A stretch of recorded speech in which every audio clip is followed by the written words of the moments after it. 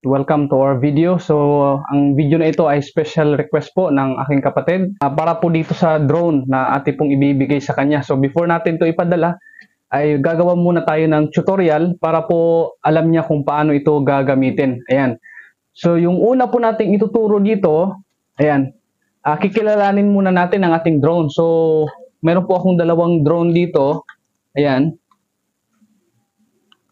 So, ito po yung dalawang drone natin mga kapatid. So, ang makukuha po natin sa box, kapag bibili po tayo ng drone, ay meron po siyang remote and then isang drone at saka mayroong isang charger and then, ayan, meron tayong protective guard dito sa kanyang propeller. So, ayan. So, meron din tayong extra propeller. Ayan, so meron din tayong screw para po sa pagpahigpit. Ayan, so itong drone na ito ay may tatlo siyang battery. Okay, tapos ang kanyang, ito yung isang remote, ay di battery rin siya.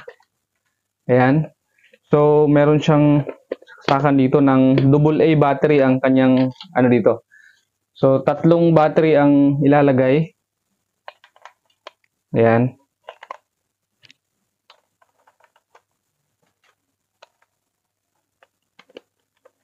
Okay, so, ayan, yung isa, mamaya na. Diyan muna natin. So, ngayon ay, bago po tayo magpapalipad ng ating drone, siguraduhin natin, i-check muna natin kung mahigpit yung kanyang kapit ng kanyang propeller. Kasi pag hindi po kasi yan mahigpit ang kapit ng kanyang propeller, ay posible siyang mag-outbalance. So, hihigpitan muna natin, siguraduhin natin na mahigpit. Hindi naman as in mahigpit na mahigpit, yung sakto lang guys. Gawa ko itong video para po sa aking kapatid kasi ibibigay ko itong ating drone sa kanya. So, ito yung laruan niya doon sa amin. Ayan. So, sana mapalipad niya to ng maayos. Anyway, itong mga drone na ito ay pagpraktisan lang. Hindi siya masyadong maganda sa camera. Pero kapag ikaw ay nagpa-practice ng drone, wag kang, syempre, magsisimula ka sa ganito. Para, ano. So, meron siyang protective equipments, protective guard. Meron po siyang nakalagay dito na, ayan, matatanggal lang naman siya. Okay, so ilalagay natin. And then, ayan po siya.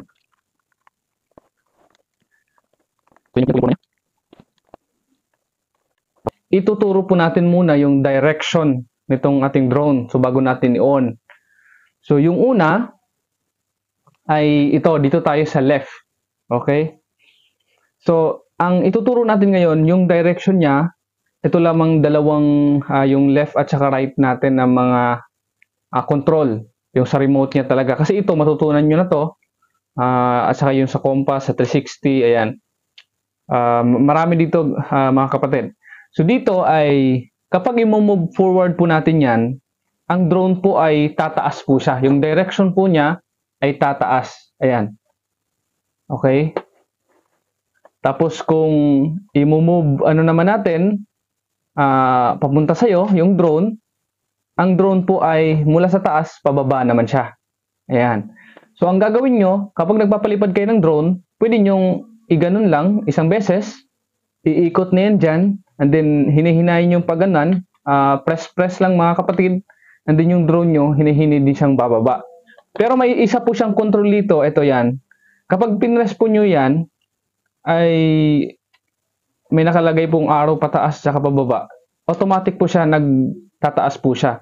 And then, pag pinress nyo naman siya ulit, automatic din siya magla-landing. So, ngayon, dito lang tayo pa forward at saka backward. Pag forward nyo to, itong remote, tataas po siya. And then, pag hinila nyo naman, ay bababa siya. So, ngayon, yun po yung direction niya. Okay? So, ngayon, ito naman, dito tayo sa left at saka sa right.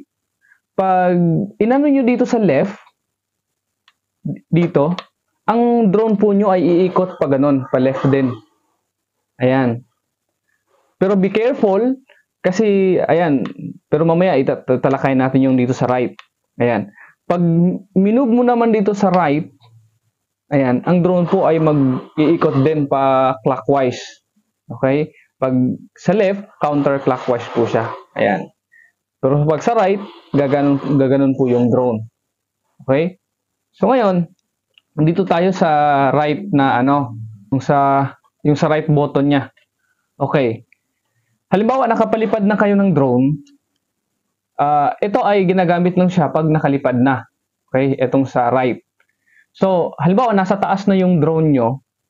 Kapag pinorward po nyo yan, ang drone nyo ay pag ganun din yung direction. Kung titingnan nyo yung ulo niya, kung saan yung nakaharap. Kasi pag nakaharap sa inyo yan, tapos pinorward nyo to, ang drone po ay pupunta sa inyo. Ayan. So, balik. Pag pinorward natin yan, itong remote natin, ang drone ay pupunta dyan. So, yan po yung direction niya. Pag binalik naman, ang drone ay pabalik din, paatras siya. Ayan. Paano naman dito? Pag dito naman, ang drone po niya ay hindi po siya gaganon. Kundi patagilid lang siya, ganin din naman yung direction niya, papunta sa right. Pag dito naman sa left, papunta rin sa left. So, halimbawa, nasa taas na siya, gusto niyo siyang pabalikin, ang gagawin niyo, pwede niyo iharap sa inyo yung drone. Pag iharap niyo sa inyo yung drone, sa either left or right, dito na button, pag nilagay niyo dyan sa right, ayan, iikot po yan. Pag nakaharap na sa inyo, pwede niyo siyang bitawan. And then, pwede niyo siyang i-forward niyo na to, since ang ulo niya ay nakaharap na sa inyo, pag forward niyo yan, ay pupunta po sa inyo yung drone. Ayan. Pag gusto niyo mag-landing naman, ay ipipress niyo lang pag gitna, ay itong papunta sa iyo, itong button na ito, bababa po yung drone. Pag binalik niyo naman dyan sa forward, tataas na naman ang drone. Ayan. So, yan po yung pinaka-basic function po ng drone. Ayan. So, sa ngayon, yan lang po muna ang ating ituturo. Yung direction, so i-memorize nyo lang to. Yan is tataas ang drone. Yan, bababa ang drone or landing. Okay? Yan is iikot siya pa kaliwa. Yan naman is iikot siya pa kanan. And then, ito naman, yan is magmo-move forward siya, yung drone. Ito kasi yung sa kaliwa na remote na button is taas, baba at saka ikot. Ayan, hindi po siya nagmo-move, naka-steady po 'yan. Okay, sa isang direction. Pero itong sa right, ito yung kumbaga nagda-drive ka, ito yung accelerator niya.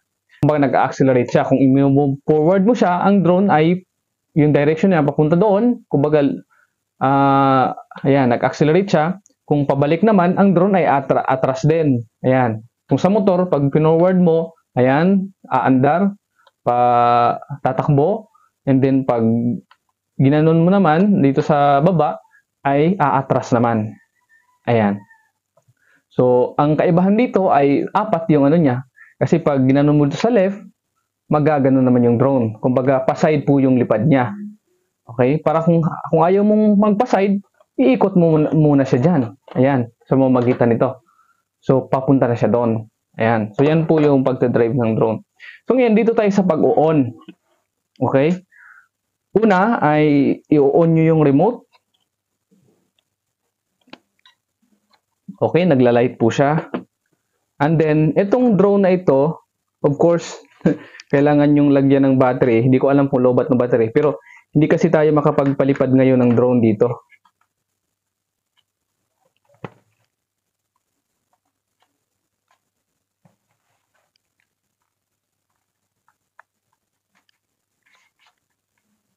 Okay?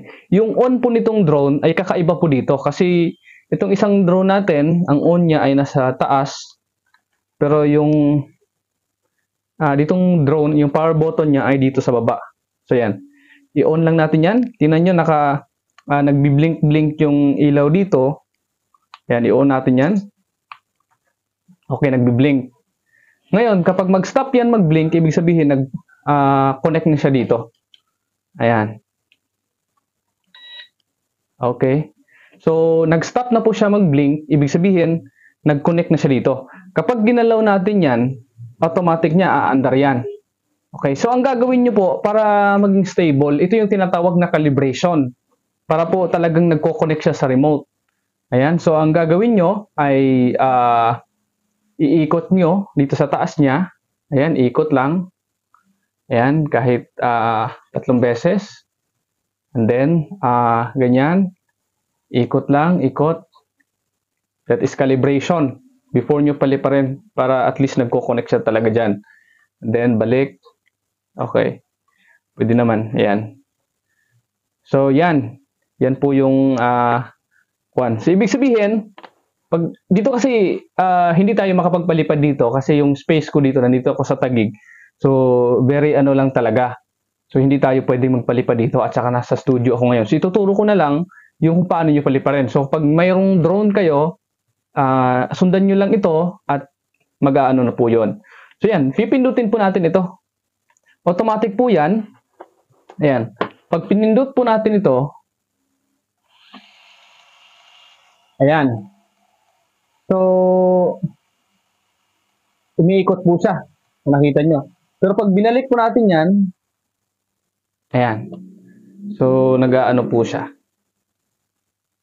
Okay? So, be sure mga kapatid, yung drone nyo na talagang nakasakto dito yung sa arm niya. Kasi pag nakaganyan yan, medyo mahihirapan kayo niyan. So, dapat naka-ano talaga. So, ngayon, kapag pinindot nyo naman ito, although pipigilan ko lang, pero nakakasira ito eh. Kung sa inyo, mas maganda, bago nyo ito pindutin ay doon kayo sa labas.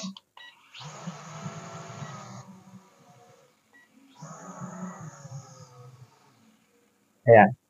So, malakas po siya, malakas. So, ito, itong isang button na ito is, pag pinindot nyo yan, automatic tataas po yun. Pag pinindot nyo ulit, automatic magla-landing naman siya. Pero sa akin, ginagamit ko ito lang para hini-hini lang siya. Ayan. So, ibig sabihin, kapag dinagdagan nyo po yan, yung drone po natin ay lilipad na po siya. Ayan.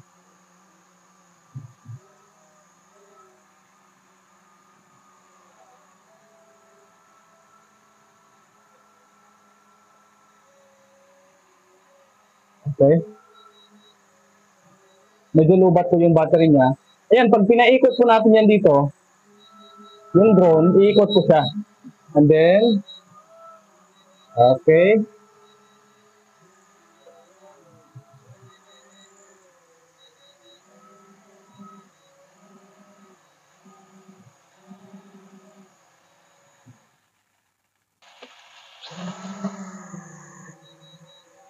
Okay. Balik. Okay. Oh.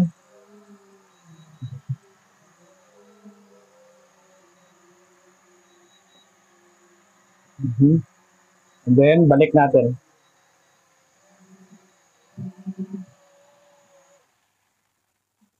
Alright. So, ganun lang. So, that's all for today. At sana may natutunan kayo dito po sa ating tutorial, sa ating drone. Ayan. So, ganun rin po sa isang drone. Same po ang kanyang function dito sa kanyang remote. Ayan. So, titingnan natin. Siguro lobat ito. Pero susubukan lang natin guys. Yung natin. Okay, so, yan. Ay, okay, ang kanyang battery ay kay AA. Ayan, 3 battery lang naman.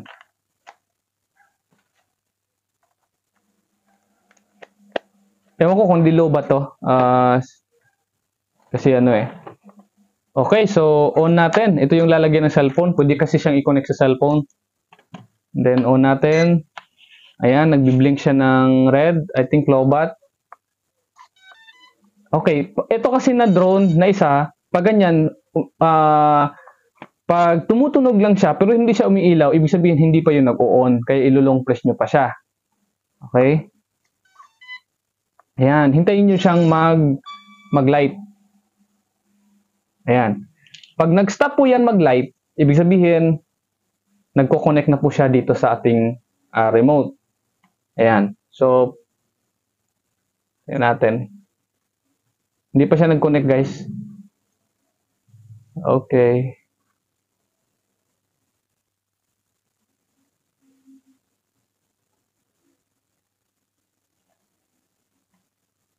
Ayan, hindi pa siya nag-connect. So, ang gagawin natin dyan ay off muna natin to. And then on natin ulit. Okay.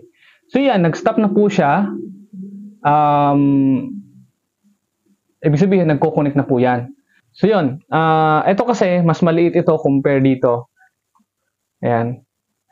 Mas maliit siya. Pero mas maganda ang lipad nito kaysa dyan. Ayan. So, pag inano po natin yan, i-close ko lang muna to kasi wala naman tayong cellphone. Hindi tayo gagamit ng cellphone. Ang gagawin natin dyan ay ganon pa rin ang kanyang ito yung kanina, nag-automatic siya lilipad, automatic siya magla-landing. Ito yung auto landing at saka auto niya. So pag ginalaw po natin yan, ito kasi hinahawakan ko lang kasi wala siyang protective guard.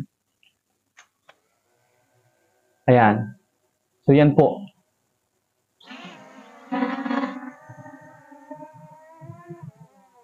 Medyo delikado lang siya guys, kasi wala siyang butig finger eh.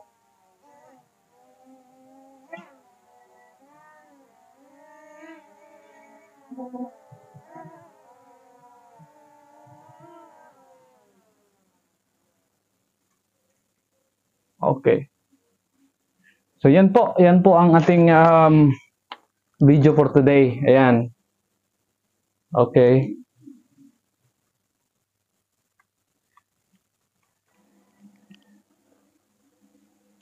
Ayan. So, yan po ang ating video. Yan po ating tutorial. Sana po may natutunan kayo guys. Same po, lahat po ng drone, ganun po ang kanyang O bali dito, i-explore nyo na lang kung ano yung mga function niya. Pero meron po yan. Ayan. Itong isang drone ko, pwede ka sa remote, pag na-connect na siya sa cellphone, pwede ka actually dito mag-press lang for pictures. Ayan. So, ayan.